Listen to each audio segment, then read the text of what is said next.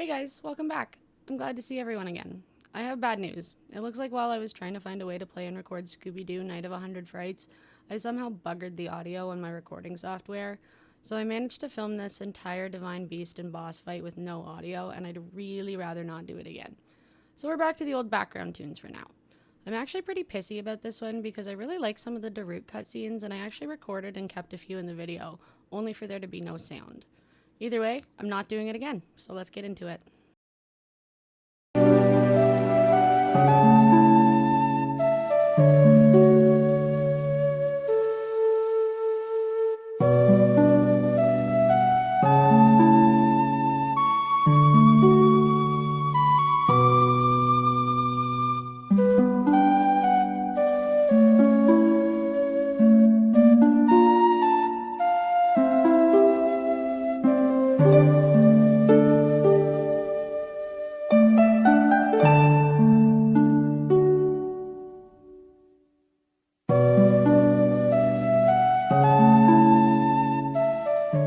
We're gonna start out right at the cusp of the Elden Bridge with Yunobo.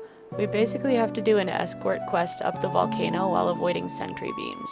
Yunobo is pretty large and awkward and doesn't really move all that fast, so we're gonna have to stop often and make sure we pre-plan our route.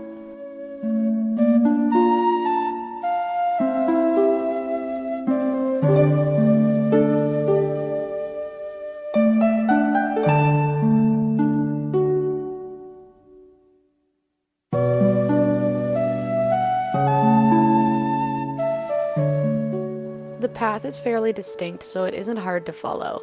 We're gonna chase the Divine Beast up the volcano by firing Yunobo out of the cannon situated along the path up to Death Mountain.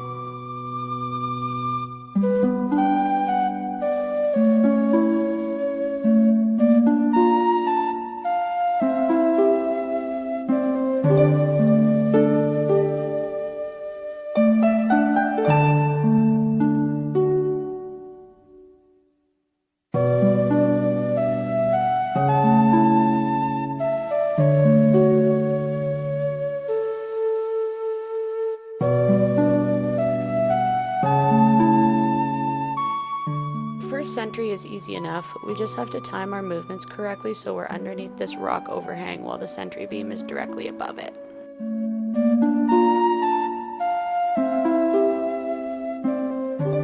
Make sure Yunobo stays close on your heels for this one.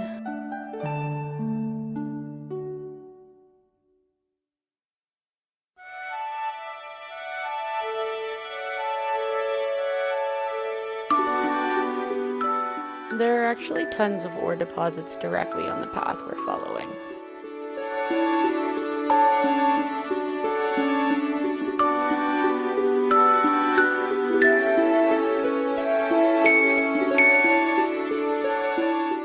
This one is fun. Whistle to get Yunobo to stand still while you climb the cliff next to this sentry so we can smash him out of the air.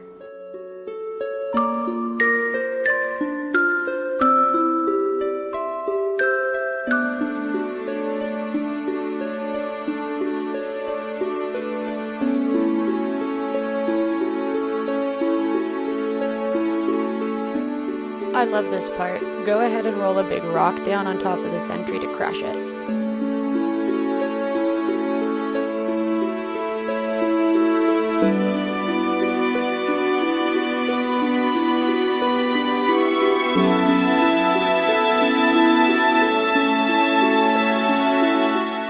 Head back down and use stasis to get this rock out of Yunobo's way, and whistle again so he'll follow you.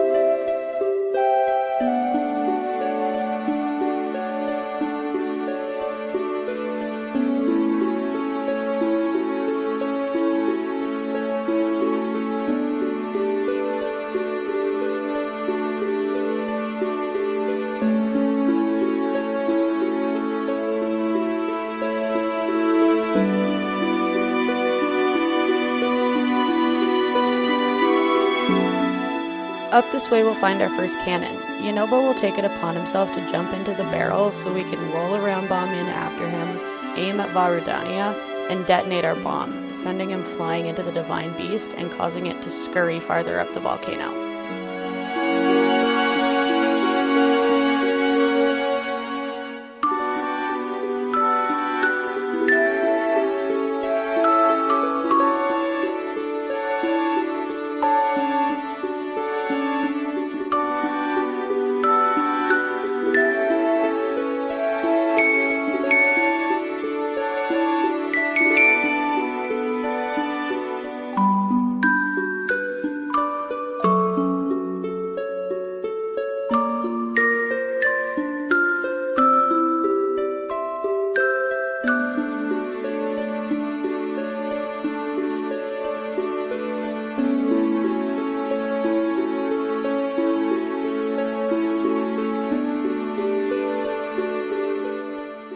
These sentries are fun too.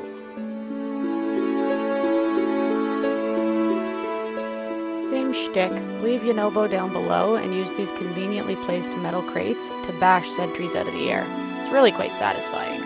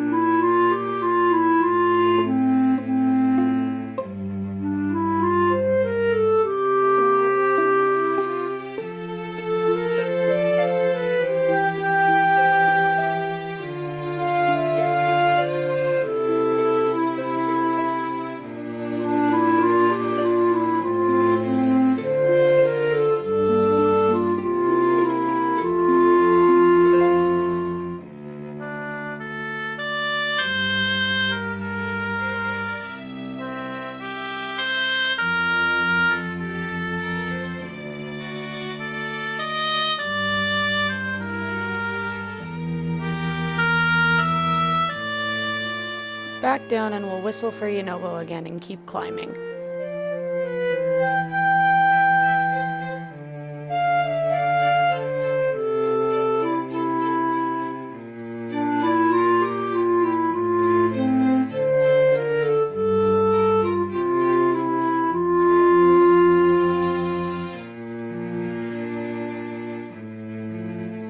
Here we're gonna once again leave Yonobo down below while we climb up and then position this metal plank right between these cliff tops to block the sentry beam.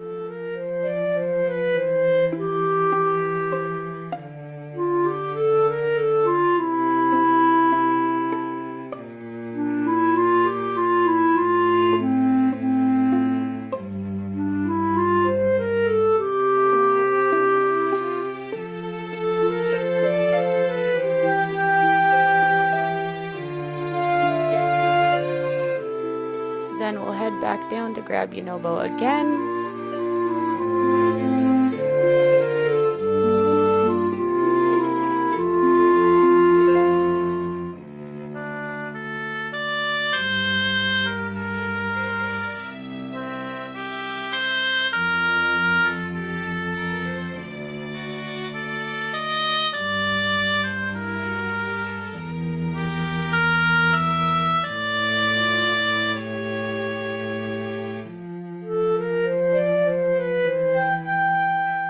This guy wrecked my shit a fair bit. I'm not even gonna lie to you.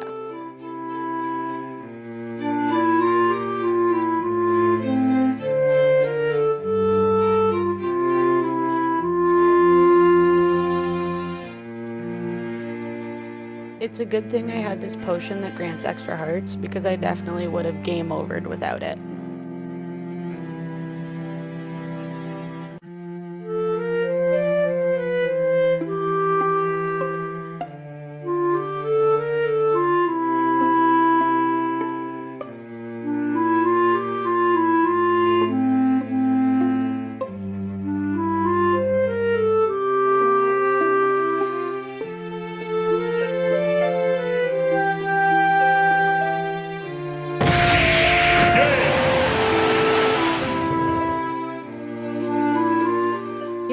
all the way down and into the lava. That one hurt. It hurt Link, and it hurt my pride. So let's give this another go.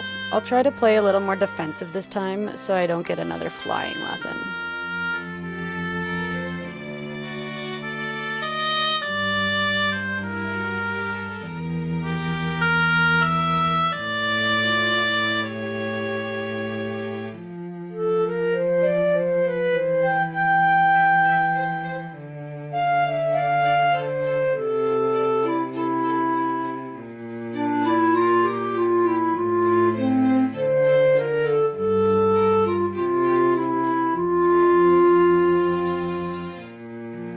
Okay, sweet. That was even more satisfying than I thought it would be. Back up to the cannon to fire Yunobo once again.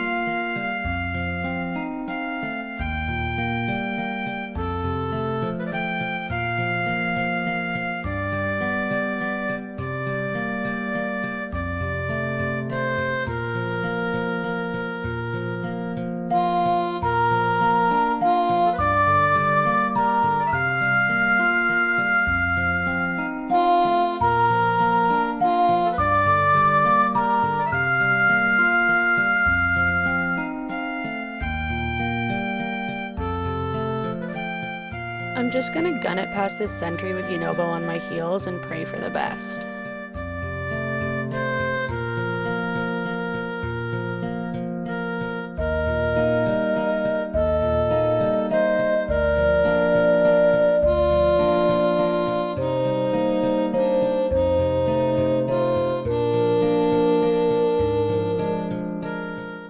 Now, I'm pretty sure there's a better way to take on this section than what I actually did, but I'm lazy and feel fairly confident in my skills for whatever reason.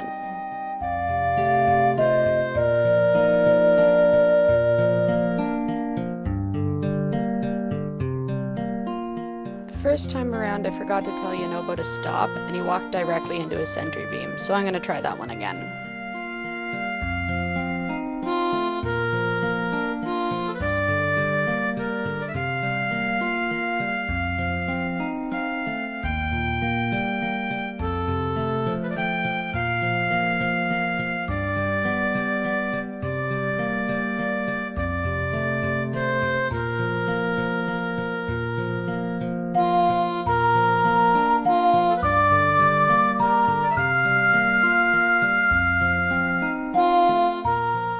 I can't believe I pulled that off without being seen, but I did, so let's bash up these sentries as well.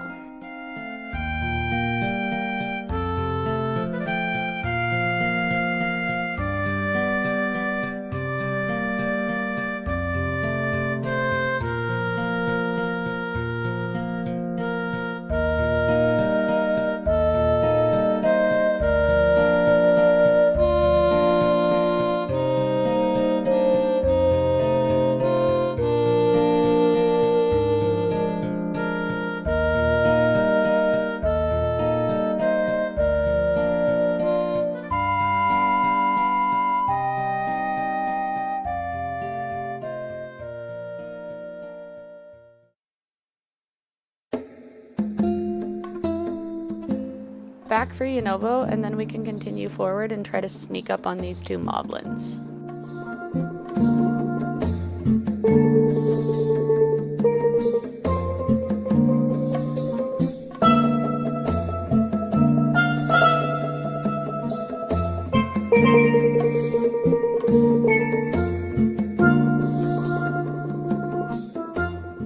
I'm gonna drop a few bombs on them to deplete their health a bit before dropping in, because I'm pretty underleveled for two black moblins at once still.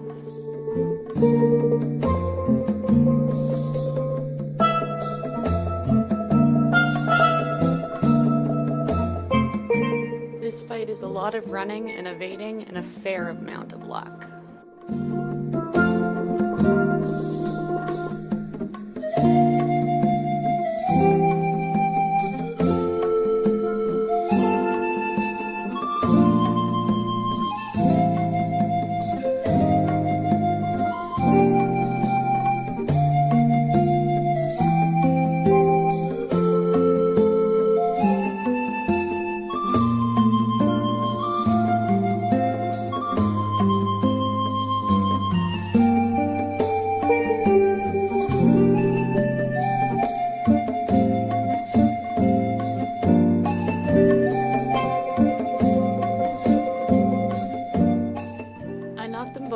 lot faster than I thought I would.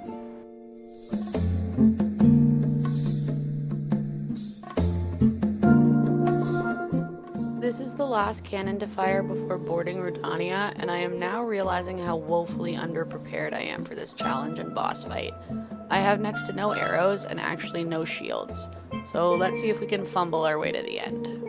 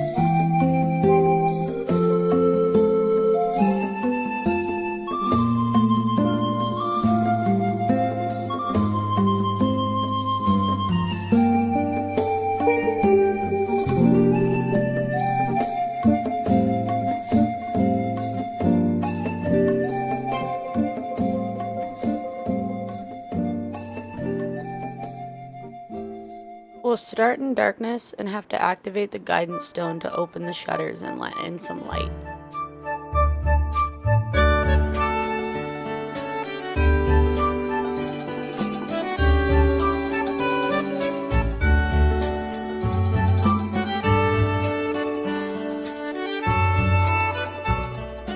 It's pretty easy to get to the guidance stone though. Just carry the blue flame to any unlit torches and take out any malice eyes that you see.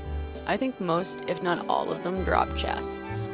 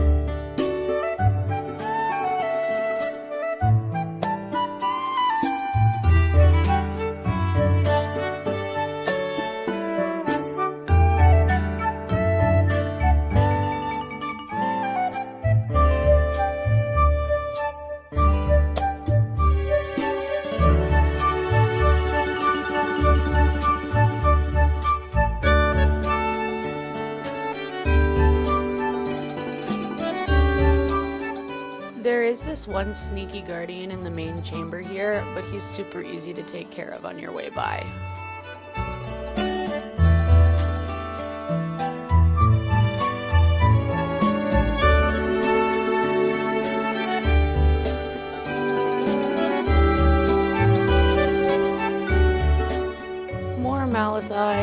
chests.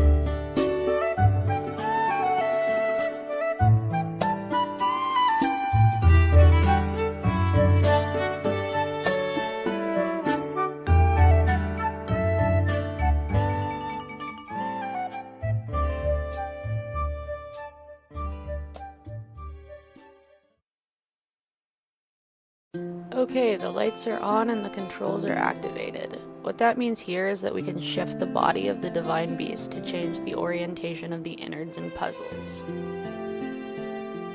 Rudania is pretty straightforward. I don't find it requires much thought at all. This first terminal is just reached by shifting the divine beast one way and then back, so you can paraglide onto the terminal platform.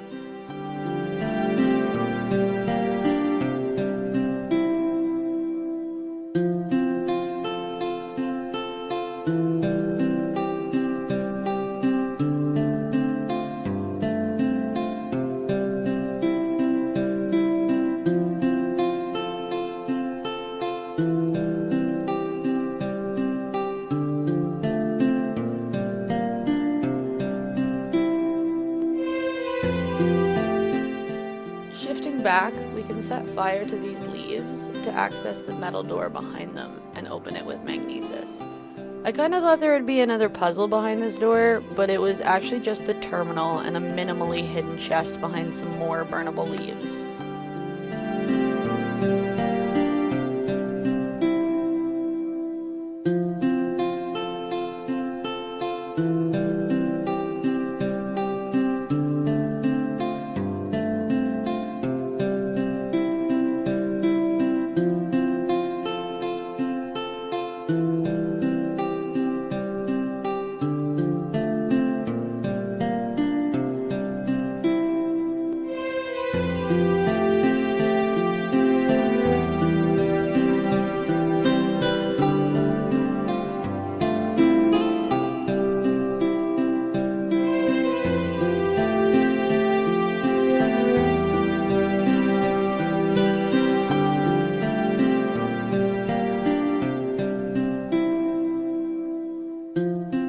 For the third terminal, we're gonna have to transport a blue flame to a torch on the outside of the divine beast. We'll have to shift him back and forth a few times to get up there.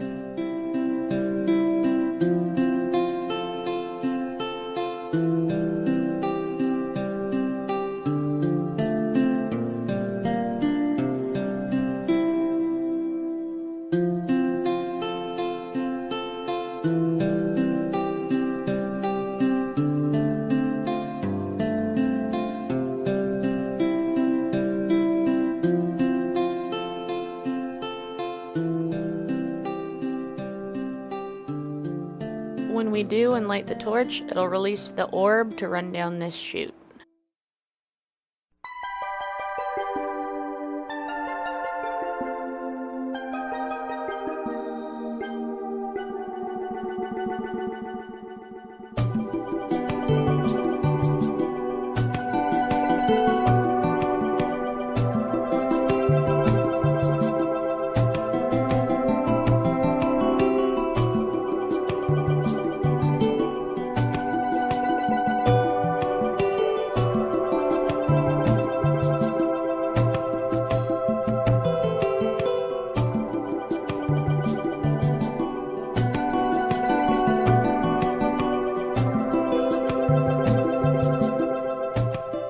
Once we get the orb all the way down to the metal stopper, we can use magnesis to pull it up and let the orb fall into the receptacle.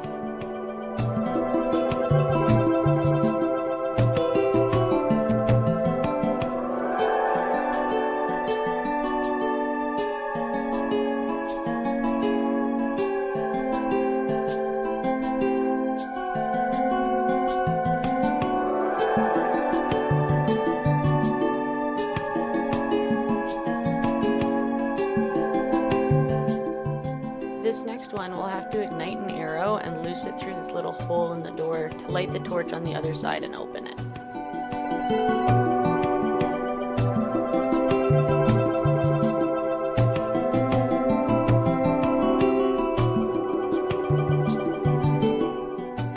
Then we can light these leaves to release the big metal block and use it to block the flames.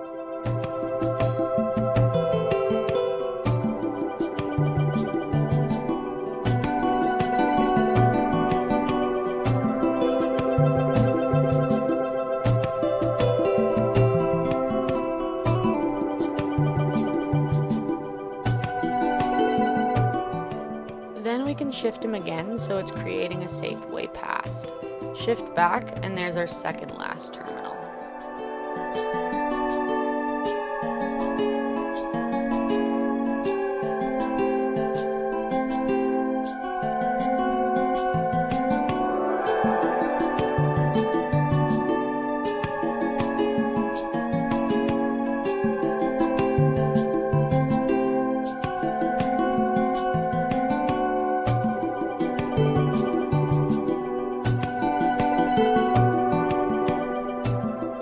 The last terminal is the only one that's a little tricky to find, in my opinion. We have to go outside and climb up the lattice to the Divine Beast's back crests.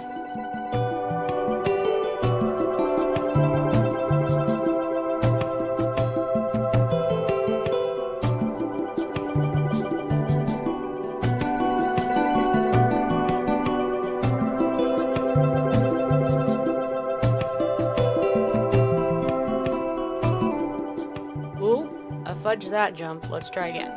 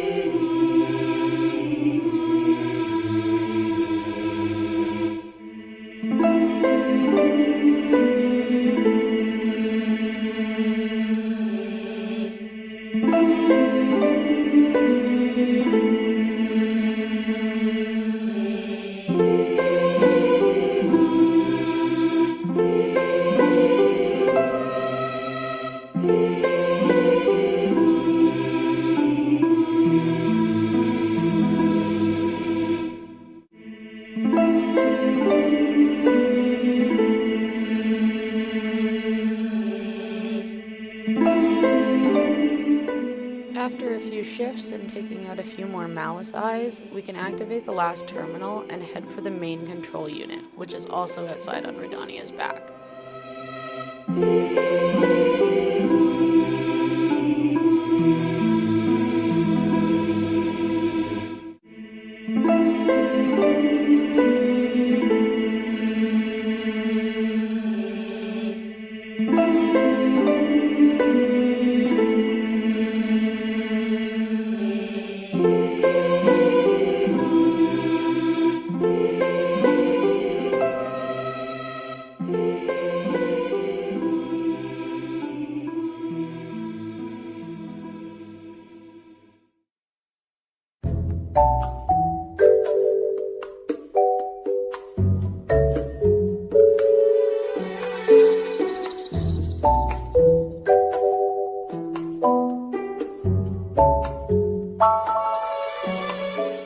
Man, I am really wishing I had a shield and a few more arrows right about now, but I'm gonna have to make do. I don't even think I have any good meals, maybe one.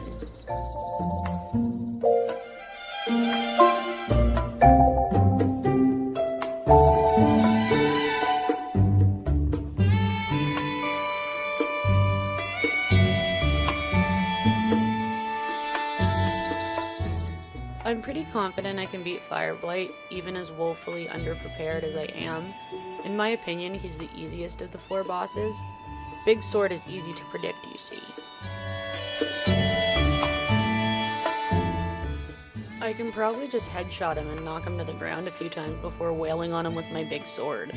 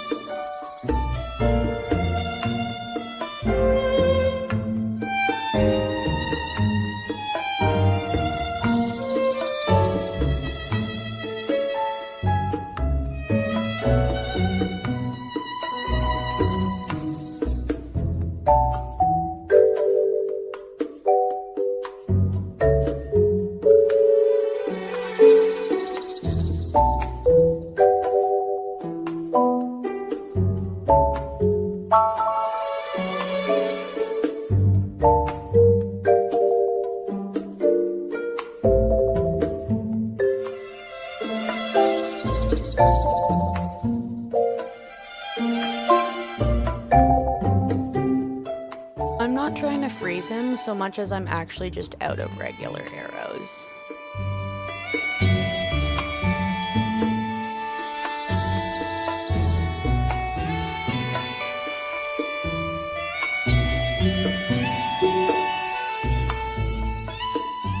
Oh fuck, I forgot about the second stage. I think all 4 Blight Ganons do it, but at least Fireblight fires beams like the Guardians in his second phase, and I don't have anything to parry a beam with, so I'm gonna have to move pretty fucking fast.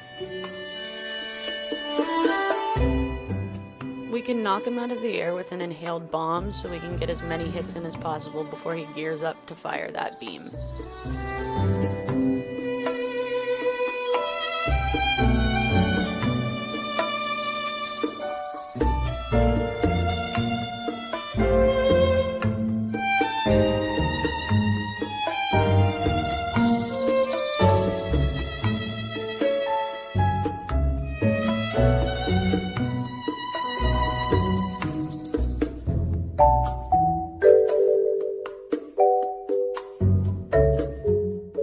Aha! Got him at the last possible second.